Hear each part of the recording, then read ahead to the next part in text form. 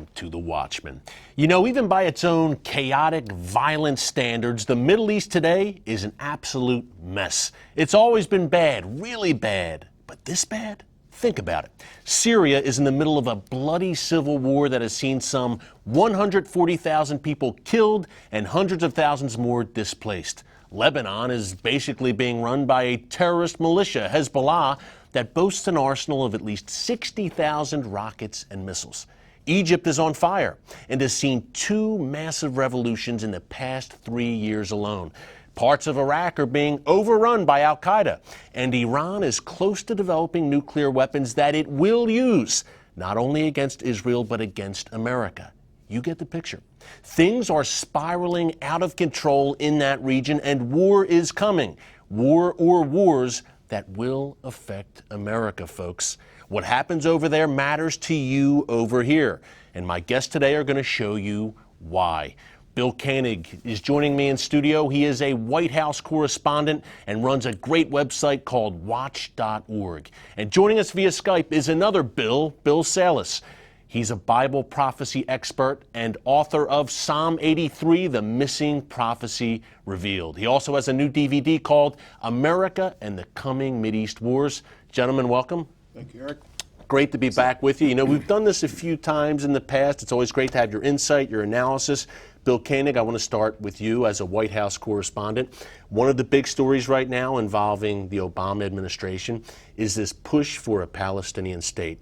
Led by Secretary of State John Kerry, the Obamas want Israel to divide Jerusalem, give up the West Bank, which is the biblical heartland, Judea and Samaria. Bill, you're a White House correspondent. You're at these briefings. What is the Obama administration's thinking here, and what are their goals for the Middle East? Well, it's been really interesting, Eric, because Obama was really, after Hillary Clinton's time as Secretary of State, was really becoming pretty tired of the whole process. You know, with George Mitchell, Dennis Ross, sure. Hillary's effort. But John Kerry is the one that really motivated Obama to get refocused on the possibility of an Israeli-Palestinian peace deal. He really has this almost messianic complex that he is the guy. And the only reason there hasn't been a peace deal in the last 20 years is because he hasn't been working on it. And to think that he has been to Israel over 10 times, pushing hard, coming up with his ideas in a potential framework, is indicative of the fact that he is the one of anybody in all the folks in the Obama administration, he's the guy that's pushing the process, and he's the guy that pushed Obama to go to Israel last March 20th and 21st and 22nd to visit and to reclaim his interest in really putting a deal together. Yeah, Kerry, Bill, seems to be obsessed, and it's interesting you use the word messianic. Israel's defense minister, Moshe Alon, also called Kerry's pursuit messianic. And he's going where many administrations, as you've said, Bill, have been and failed. Now, Bill Salus, our good friend, joining us from California, sunny California. It's been snowing a lot here in Washington, D.C. lately. But, Bill, in your book, Psalm 83, you seem to suggest that this Palestinian state that the Obama administration, the world community, is pushing so hard for, you seem to suggest it ain't going to happen anytime soon. Tell us about that. Well, I agree. I mean, it appears to me that this land for peace deal is going to come up short as the previous ones did. You know, it's not biblically endorsed, giving up God's land for an elusive peace with populations that don't really even recognize Israel's right to exist as a Jewish state. That is not biblically endorsed. What the Bible talks about, Eric, is the nation of Israel actually expanding, not contracting, expanding into land that actually will encompass from the river of Egypt, the Nile, to the river Euphrates. And that process began in 1948 with the rebirth of the nation of Israel. It continued on incrementally in 1967. After the Six-Day War, when Israel nearly tripled its size by taking over the Gaza, the West Bank, the Golan Heights, the Sinai, and East Jerusalem. And, you know, God has plans for Israel, and he is going to move forward with those. And Israel ultimately is going to be a greater, safer, more prosperous country, because we find in a very big prophecy in Ezekiel 38 and 39, that's the very Israel described. It's dwelling securely without walls, bars, nor gates. It's very prosperous. And they can't become that Israel of Ezekiel 38 until they deal with the Arab issue. And that those Arab countries are not in Ezekiel 38 and 39, Right. but they are in Psalm 83. And just for a quick moment, for your viewers not familiar with it, it's a prophecy written 3,000 years ago by Asaph, who was a prophet, that talks about the Arab countries that share common borders with Israel today. That would be Lebanon and Syria and Jordan and Saudi Arabia. Iraq would be involved, Egypt, the terrorist populations, Hezbollah, Hamas, the Palestinian refugees. They appear to be who Asaph was identifying for us, and they're going to come together, form a devious plan to destroy the nation of Israel, that the name of Israel could be remembered no more, and their goal is to have another Arab state. In verse 12, we're told they want to take the pastures of God for themselves as a possession. That's what I'm looking for. When diplomacy fails, wars begin, and that appears to be what's on the near horizon. Yeah, Bill, and you write, Bill Salus, you write that Psalm 83 will come before Ezekiel 38 and 39, the war of Gog and Magog, which we've discussed here before in the show. We'll probably discuss a little bit more on this show. Bill Koenig, back to you now. You're in Israel frequently. In addition to being a White House correspondent, doing great work here on Capitol Hill, you're in Israel frequently. What do Israeli government officials, Bill, what's your sense on the ground? What do Israeli government officials and just the average Israeli citizen, what do they feel about this Obama administration push and about John Kerry? Well, Israel's been involved in the peace process for an awfully long time. I think most Israelis right now, 70–80% of the Israelis, don't expect something to come out of this peace process. They're hopeful that they can live in peace, but based on history, it doesn't look very promising. The other thing is Kerry's like a bull in China shop. He's come on this so aggressively, and I laugh, and when I speak, it looks like John Kerry's been gone from the planet for 10 years and come back using new plans as if they're his plans when these are plans that have been worked on before and have failed. Miserably failed in the past. So Benjamin Netanyahu is handling this masterfully.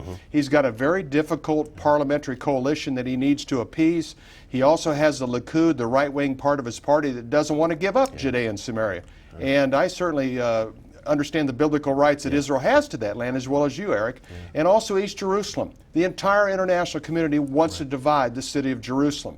But we are literally living in the most exciting times in biblical history as the world is focused on this tiny little piece of land. That's what amazes me all the time. About the size of New Jersey? Right? Size of New Jersey that continues to be the center of worldwide interest. It fascinates me, but that's the way the God of Israel intended to be. Yeah, and by the way, guys, just a side note, we could probably agree that Benjamin Netanyahu, the Israeli Prime Minister, probably has the toughest job in the world. Absolutely. Right now. Bill Salus, back to you.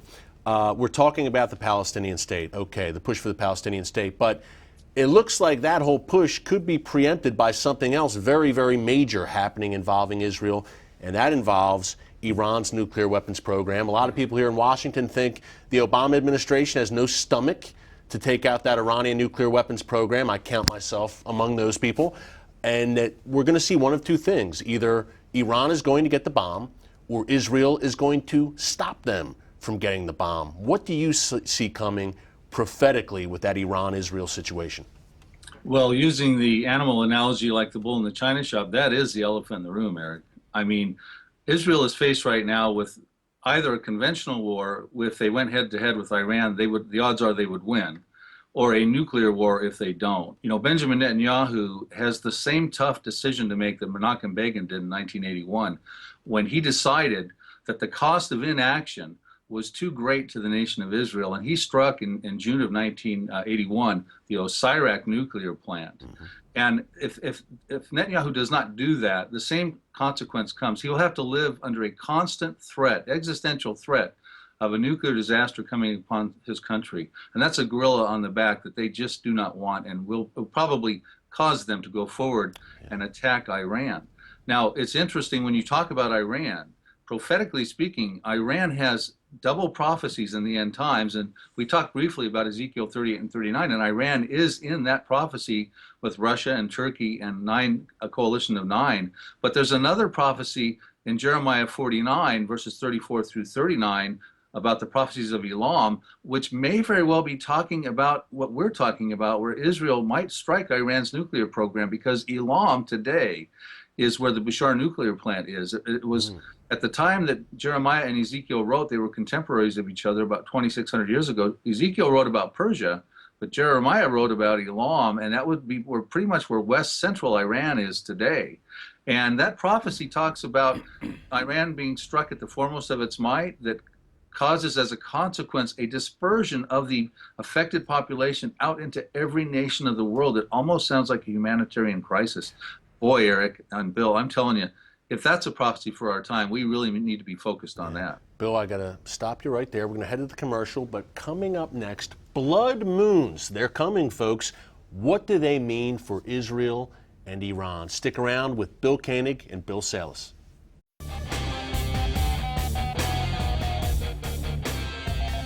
And welcome back to The Watchman. We're talking to White House correspondent Bill Koenig and prophecy expert Bill Salus about what's coming in the Middle East and how it affects you here in America. Gentlemen, I recently interviewed Pastor John Hagee about a new book of his called Four Blood Moons. This blood moons phenomenon, fascinating stuff. They're coming, Passover and Sukkot, 2014, 2015. We're going to see these series of blood moons, very rare. I talked to Pastor Hagee recently, like I said, and here is a clip from that interview talking about blood moons. A blood moon is when the earth comes between the sun and the moon, and the sun is shining through the atmosphere of the earth and cast upon the moon a red shadow, and so the moon appears to be red. The sun and the moon and the earth are controlled by God Almighty. He is the one that's getting them in a direct alignment on a certain day at a certain time, but each time it's a Passover or Sukkot. I believe that in these next 2 years, we're going to see something dramatic happen in the Middle East involving Israel that will change the course of history in the Middle East and impact the whole world. That was Pastor John Hagee talking about four blood moons. And Bill Salus, you've done so much on, Bill Koenig has as well, groundbreaking work on four blood moons going way back. Bill Salus, you've talked about four blood moons a lot as well. This is a hot topic right now in prophecy circles. What do you think? Well, it certainly is a hot topic, and I had the opportunity in November of 2013 of sitting next to Pastor John Hagee on the Praise the Lord TBN TV show, where they were featuring his book called The Coming Blood Moons alongside with my book, The Psalm 83 Missing Prophecy Revealed. And Eric, I believe there's a potential connection between these coming blood moons and the message that they're bringing, and with possibly Psalm 83. But before I begin, it's important to talk about the caveats about these Psalm 83s, because what we don't want to have here is getting another Mayan calendar or a Y2K type scenario. These blood moons, they're lunar eclipses, and lunar eclipses are not always red blood moons.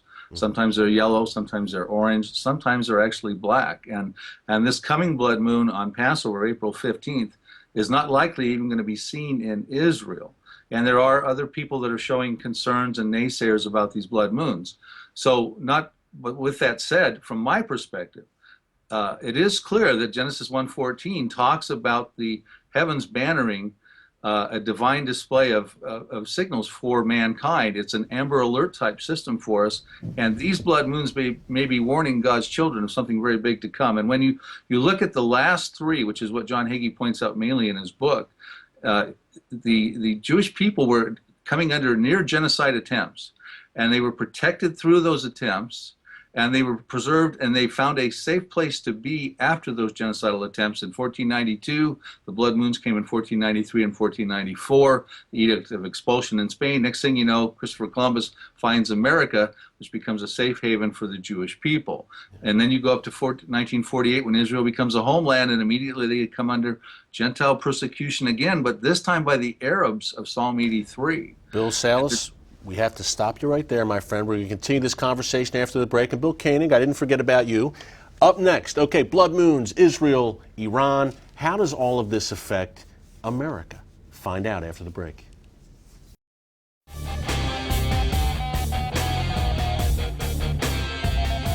And welcome back to The Watchman. We're talking to Bill Koenig and Bill Salus about the ongoing chaos in the Middle East and what it means for you sitting there at home. Bill Koenig, we were talking about blood moons. Number one, do you have anything to add about blood moons? And number two, a lot of Americans these days think that what happens in the Middle East does not affect us here in America. Tell them why they're wrong. Well, first of all, the blood red moons, typically the rabbis of Israel, the Orthodox rabbis, look at the blood red moon, the full lunar blood red moon eclipse, as a sign, an ominous sign of potential war. And that's what they have looked at throughout the years. The fact they're falling on the first day of Passover and first day of Sukkot this year and in 2015 is very interesting, because this is the 8th time that this has happened since Christ's birth. So Bill has some very interesting insight. The fact that it's happened in '67, the fact that it happened in 1948, the fact that it happened the last year of all pivotal dates. Pivotal for Israel dates, and the Jewish four people. previous times looked like there were times of great Jewish persecution and pogroms throughout the history. There's a little bit of history on that, but not a lot, because they're so ancient. Bill, Eric, we are moving into a very serious time in the Middle East. Fortunately for Israel right now, there's a relative amount of peace, because their neighbors are having their own internal civil problems. Syria, Egypt, Turkey, Lebanon, and even Iraq. These are all very significant civil conflicts, civil war conflicts. And I think to a certain extent, Israel has a relative peace, but at the same time knows the potentiality of a conflict with Syria, Iran, that could break loose at any time. So we are literally living in the most exciting time of biblical history, with so many things happening and breaking at a breathtaking pace. For us that watch things very closely, Eric, I don't think we've ever seen a time quite like this. We got a front row seat, Bill. It's funny, my 7-year-old daughter often asks me, Daddy, when did that happen? I said, well, that was back in Bible times, I tell her. I think we're entering Bible times, quote unquote, once again. We're seeing prophecy revealed, and the Bible's coming to life once again. Bill Salus, you have a new DVD out called America and the Coming Mideast Wars. So where are we? Where is America in prophecy? Where do we factor into all this? Well, I honestly believe, and I point this out in the DVD, the arguments for this statement is that America is in Bible prophecy. Yes, we are difficult to find, but we appear to be in Ezekiel 38. I see us there as the young lions of the merchants of Tarshish. There's two trains of thought on that. Some people believe that it would be Spain and Central America. Tarshish would be Spain, and the young lions would be the colonies from there. But that, to me, is the weaker argument. The stronger argument would be Britain. The UK would have been the Tarshish, and we would be their young lions, being like America, perhaps Canada, things like that. But the problem, there's good news and bad news. In that particular prophecy, the good news is we're not fighting alongside Russia and its coalition. The bad news is we don't seem to be fighting for Israel as well. We seem to be protesters on the sidelines. Now that's Ezekiel 38, but before that I believe Psalm 83 happens. I point this out also in the DVD, and we have a big role in Psalm 83 because the nature of our country becoming a superpower was to help rebirth the nation of Israel, to be a beacon of Christianity for the nations of the world, and to be part of a safe haven for the Jewish people. Sure. So here we are. We have a role. We have got to be a strong stalwart of support for Israel. And I'm very concerned, and Psalm 83 could happen very soon, that the present leadership we have may not toe the line on that. Yeah. And that could bring problems like Bill Koenig's book, sure. Genesis 12:3, where if we don't bless Israel, we may not be blessed ourselves. And Bill K., you're at these White House briefings. You know the inner workings of the Obama administration. A lot of people on Capitol Hill are saying, look, we should abandon Israel, let Israel deal with these radical Islamic hordes all by itself. You wrote a book a few years ago called, I believe, Eye of the Storm. Or Eye to Eye. Eye to Eye, I'm sorry, Bill, that talked about the consequences of America abandoning Israel. What happens if we just say, Israel, you're on your own? Well, briefly, Eric, we have a history over 20 years. When the United States applies pressure, whether it's a president or his Secretary of State, applies pressure on Israel to divide their covenant land, there's immediate, within 24 hours, in almost all cases, catastrophic consequences here in the United States. The greater the pressure on Israel to divide Judea, Samaria, and Jerusalem, the greater the corresponding catastrophes. Perfect storm, Katrina, Wilma, Rita, Hurricane Sandy. I can go on and on. There are so many events. There are over 90 all-time record-setting events that happened at the time the U.S. pressured Israel to divide the land. Bill, great point. I've got to leave it right there. We're coming up with some final thoughts from Bill Koenig and Bill Salus coming up after the break. Stay tuned. You know, guys, so much is going on, Bill and Bill, as you guys have laid out today. America's in the crosshairs, Israel's in the crosshairs. So I want to get some final thoughts. We have about 2 minutes here. I want to get some final thoughts on what you think is coming. Bill Koenig, White House correspondent, start with you. Where is America heading in the Middle East and in its relationship with Israel? Well, the great concern of our allies in the Middle East is the fact that the Obama administration seems to be letting it kind of take its own course. That the time of strong U.S. leadership in the Middle East is no longer. And I think Vice President Dick Cheney, former Vice President, put it best. He says our enemies in the Middle East don't fear us, and our allies don't trust us. And that's a huge issue. And when you look at the people that Obama has selected to handle things in the Middle East, our Secretary of State, our Secretary of Defense, our CIA Director, makes a lot of people that are very pro-Israel and supporters of Israel very concerned. And Bill Salus, we have about 30 seconds. What are some of your final thoughts about what is coming next with Israel? Well, the Bible does talk about these apocalyptic wars that we've been discussing on your program, Eric, and they will come. And in light of what's been going on since the Arab Spring, where nothing good has happened for Israel with all of its surrounding enemies, including Iran's nuclear program, we have to be suspect that these wars could happen very soon. And when you throw in the blood moon phenomena, this becomes a sense of urgency that becomes paramount for us right now. And these are world-changing wars. They will affect Americans. So they need to be prepared for what's forthcoming, and that's what Bible prophecy is good for, is equipping. Well, Bill, thanks so much for joining us. We got to leave it right there. Bill Salus, Bill Koenig. Check out Bill Koenig's work at watch.org, and be sure to pick up Bill Salus's book, Psalm 83, The Missing Prophecy Revealed, and his DVD, America and the Coming Mideast Wars. And until next time, God bless you, and remember, never hold your peace.